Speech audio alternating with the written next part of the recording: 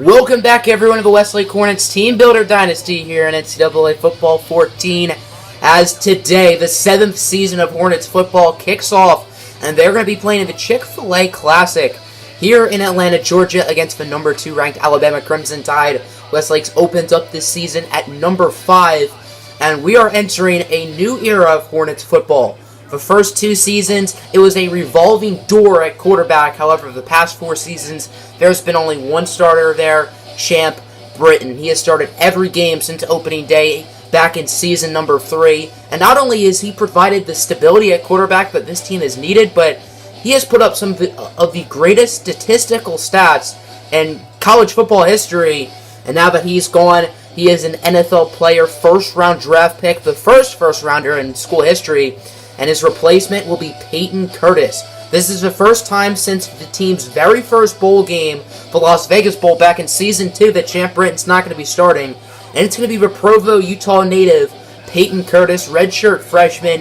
He has so much talent, big frame, huge arm, a little bit more accurate than like a Josh Allen. But other than that, those two are very similar players if you're looking for a comparison. As tails never fails, Westlake chooses tails, however it lands on heads. Alabama will send out their defense first. Here we go, everybody. Peyton Curtis has entered the ball game. His first collegiate play will be a pass. Curtis scrambling. Curtis, he doesn't know what to do with it, and he loses 9 on the sack. Hit hard by Philip Richwalski. Definitely not an ideal start for West. Curtis ended up steamrolling his way for a gain of 9 on second down. Now it's 3rd down and 10. Peyton Curtis is all alone in the backfield. He's going to look short for Everett Lemieux. His first career pass will be a conversion to the junior Lemieux, who has over 1,000 receiving yards in each of his first 2 seasons, trying to replicate that with a new quarterback. Redshirt senior running back Alex Ellis is the favorite to win the Heisman Trophy, at least as of now. As on first down, Ellis and Curtis in the backfield. Peyton Curtis up the middle for Nigel Wiggins. The redshirt freshman receiver makes his first career catch for a gain of 21, trying to replace the production of Ayo Ayaluko. Other than the sack, Curtis is not looking too bad so far, as Westlake now is at the 31. Their offense is moving it. Curtis looking to throw it. Curtis taking a shot deep for Malik Brown, and it's going to be intercepted by Paris. Peyton Curtis's first career interception before his first touchdown is going to be intercepted by the safety. The true freshman Malik Brown was the intended target. He almost had it, but Paris ball-hawked that. This Alabama Crimson Tide offense is led by redshirt junior quarterback Bruce Bryant. It's on 2nd and 8. Jonathan Wilson for running back in the backfield. Tight end Sean Collier is in motion. Bryant looking to throw it. Scrambling. He's going to run with it. He gets by Wesley McNamara. There goes Bruce Bryant. He's going to be shoestring tackled by Emmanuel Charles, but not before gaining 28 on the run. Alabama is inching their way closer and closer to the end zone, as this is play number 11 of the drive. Under 2 minutes left in the quarter. Handoff for John Davis. Davis gets by Leon Moore and will find the end zone for an Alabama touchdown, and they will take the lead. Definitely not an ideal start on either side of the football for the Hornets. Peyton Curtis was pretty solid on his opening drive, other than the interception, which wasn't an awful throw. It was just a nice defensive play by the safety Paris. As Curtis, he just falls on his back, losing 5. I don't know how he does that. I guess freshman mistake. 2nd and 15 after Peyton Curtis just fell flat on his butt, as Alex Ellis has running room, trying to outrun the defender, and he gains a first down. That's how the quarter will end. Alabama leads at 7-0. Alabama lead at 7-0 as we start the second quarter. First down from around the 28. Peyton Curtis will fake the handoff. Curtis, under pressure, trying to throw it, but he loses 10 on the sack. That was by Randy Welsh. As take another look, there are like 3 guys there, but Welsh is the one who makes the play. Westlake's offensive line has not had a great day so far. 2nd down and 20. 5 receivers set. Is Champ Britton, or not Champ Britton, what's his name? Peyton Curtis looking to throw it, and he's going to be picked off by Paris again. And somehow William Underwood keeping up with him, but Paris will take it to the house for an Alabama touchdown. Will Paris with 2 interceptions here in the first half, and he gets that one for a pick 6. Alabama is just flat out dominating this Westlake team. They just look lost here in the first half. 2nd down and 2. for the Crimson Tide. Handoff for Jonathan Wilson. And Wilson, he fumbles the football. That's the junior Leon Moore with the force. And Jeremy Harrington recovers it. That is a huge momentum giver for the Hornets. An absolutely game-changing play by Leon Moore, as the ball was definitely out before his knee was down. Clean hit, clean recovery, Westlake football. Peyton Curtis absolutely has a lot of work to do, but when you play your opening game against Alabama, it's definitely not going to be pretty. Curtis here on first down, scrambling like he's late on a date. Curtis trying to get an open man. He's going to look deep for Everett Lemieux, the junior, who gains 25. And the Hornets are now in the red zone. Westlake freshman receiver Nigel Wiggins has back spasms. Luckily, he will return to the game, as he's been pretty solid in his debut. Third down, Curtis in the end zone for the true freshman Malik Brown, the 5-star from Bellows Falls, Vermont, with his first career catch. Curtis's first career touchdown pass. The freshman making the play, and the Hornets are on the board. That is a huge drive for Westlake, giving themselves some momentum, only down by one possession, as it's now 2nd down and 4. Jonathan Wilson in the backfield, minute 40 to go. Bryant under pressure, and he will somehow find Sean Collier for 17.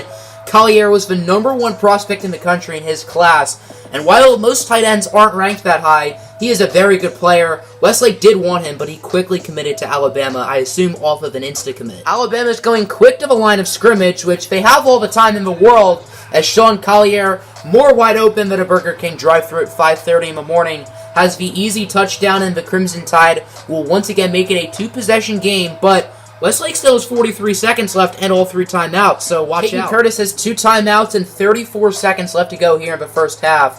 Let's see what he can do. 3rd down and inches, as Michael Wilson is the motion man. Fake handoff. Curtis running for his life, and he's going to be sacked for a loss of 4.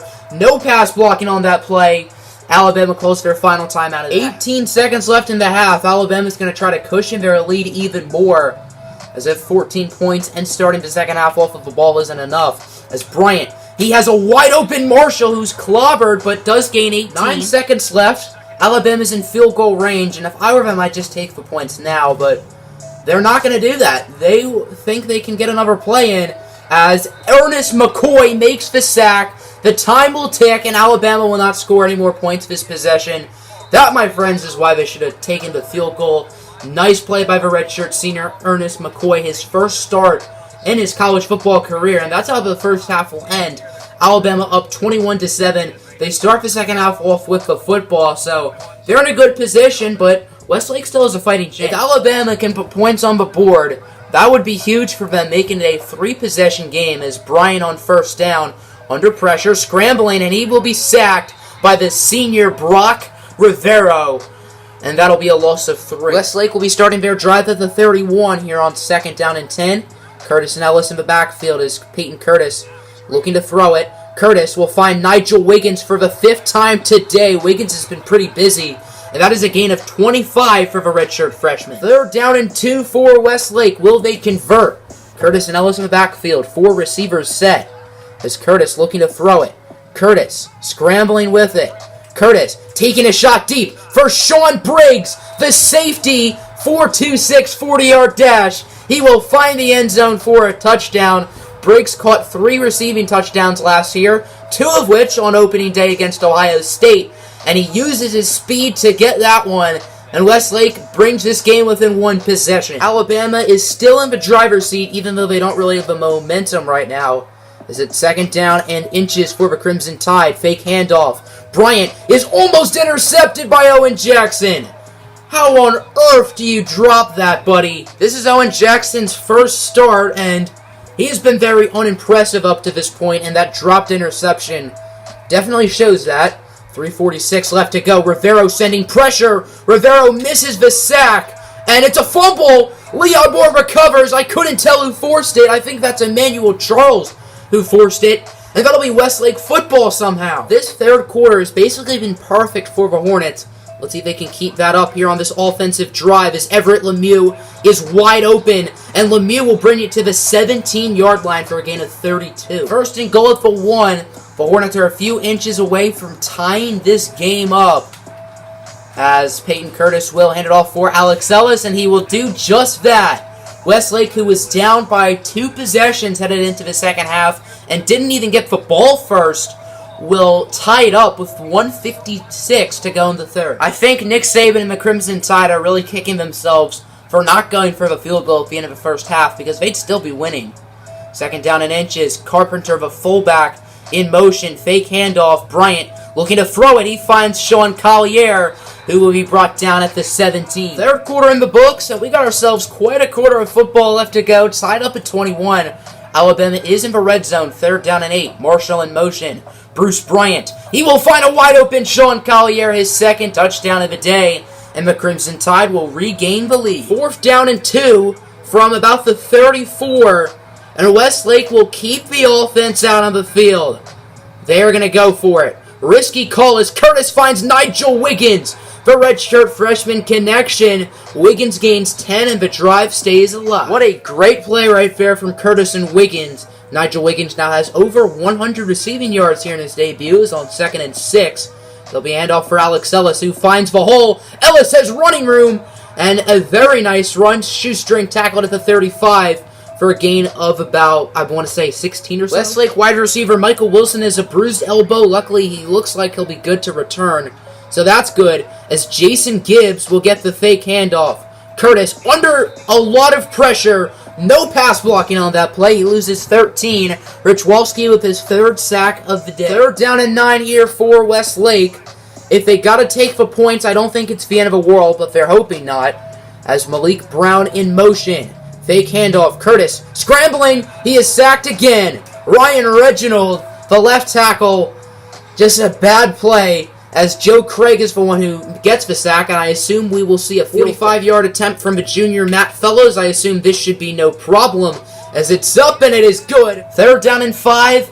This, my friends, is a very big play. If Alabama converts, they are in a very good position, and if they don't, Westlake can win this game as Bryant scrambling with it. Bryant is hit hard by Owen Jackson, who has not had a good day, but he makes a big tackle when it counts. Hornets call a timeout, and if they drive down the field and score a touchdown, they will take the lead. Westlake has plenty of time, a little bit under 50 seconds.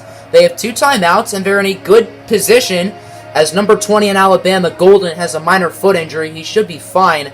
Curtis, short pass for Brown. That's a big play for Alabama's defense. He doesn't gain anything. Westlake has to call a timeout. Westlake had to call their last timeout because Everett Lemieux got hurt.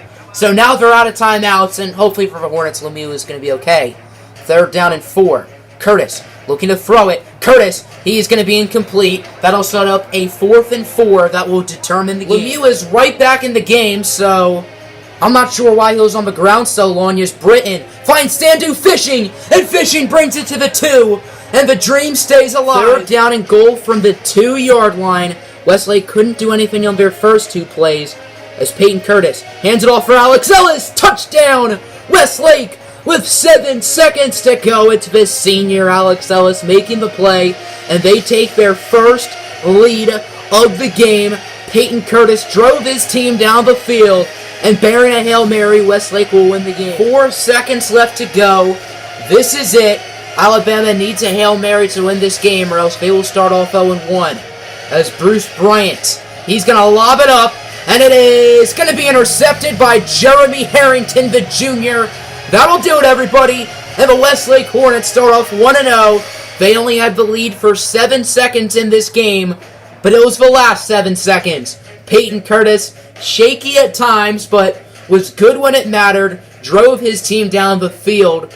And while Westlake did not deserve to win that game, they somehow did, and they will definitely move up in the rankings. They are trying to repeat and more from last season.